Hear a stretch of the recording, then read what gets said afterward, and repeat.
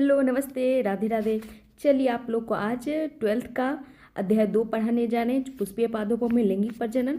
अब फूल में मुख्यतः कितने भाग होते हैं, यानी कि फूल के कितने भाग होते हैं, खासकर फूलों को कितने भागों में बांटा गया है, तो 4 भागों में बांटा गया है। ध्यान से सुनिए, फूल को कितने भागों में बांटा गया है, 4 भागों में बांटा गया है। पहला नाम क्या है, बाह्य दलपुंज, दलपुंज और पुमंग और जायंग। कौन सा है, बाह्य दलपुंज, दलपुंज और पुमंग और जायंग। अब बाह्य दलपुंज कौन सा भाग है, मतलब कौन सा भाग है भाई ये फूल का। अब किसी भी अड़हुल फूल को हम ले लिए, अड़हुल फूल का जो हरा वाला पार्ट होता है नीचे में, ये वाला जो आप लोग देख रहे हैं, ये बाह्य दलपुंज है।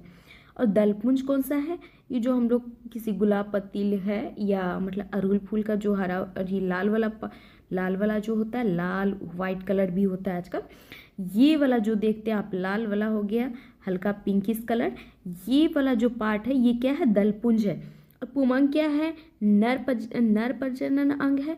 पुमंग किसको कहते हैं, नर प्रजनन अंग को कहते हैं। जायंग किसको कहते हैं, मादा प्रजनन अंग को कहते हैं। ध्यान से सुनिए। अब क्वेश्चन मार्क ये है कि भाई पुंकेसर क्या है। पुंकेसर, देखिए पुंकेसर को 2 भागों में बांटा गया है, परागकोश और तंतुडंटल।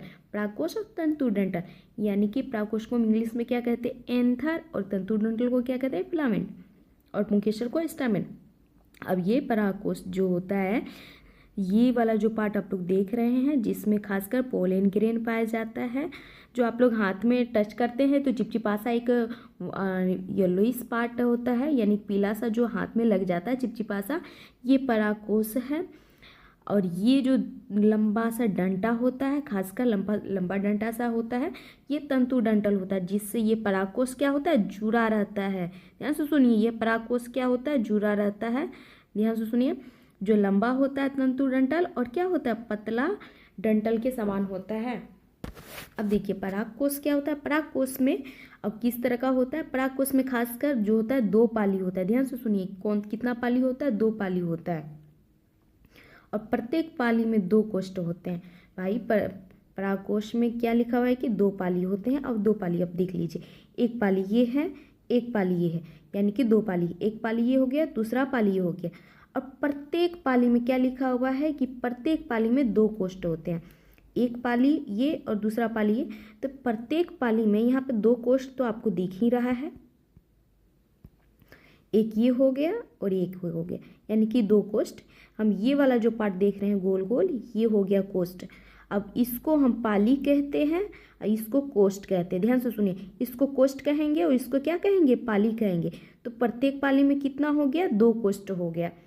अब हम इसको ध्यान से सुनिए, अब ये जो इसमें एक ये कोष्ठ हो गया, एक ये कोष्ठ हो गया, एक ये कोष्ठ हो गया, टोटली 4 कोष्ठ हो गए। ध्यान से सुनिए, तो अनुप्रस्थ काटते यानी कि हम इस तरह से सीधा सीधा अगर हम काट रहे हैं, ये जो इस तरह का स्ट्रक्चर है, अगर हम इस तरह से सीधा काट रहे हैं तो ये 4 दिशीय संरचना में आपको दिख लेगा, यानी चतुष्कोणीय संरचना में आपको दिखेगा, जो आप लोग को अभी दिख रहा है।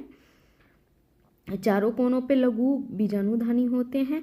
ध्यान से सुनिए, चारों कोण पे ये लघु बीजाणुधानी होते हैं, जिसको हमको क्या कहते हैं, 4 लघु बीजाणुधानी होते हैं। चारों कोष पे क्या होता है, लघु बीजाणुधानी होता है। अब इसमें क्या पाया जाता है, और ये किस में होता है, ये जो आप देख रहे हैं इसमें ये क्या है, चारों कोण पे ये लघु बीजाणुधानी है। अब परागपुट्टी, अब पोलन शेक, अब बीजाणुधानी बन गया तो पोलन शेक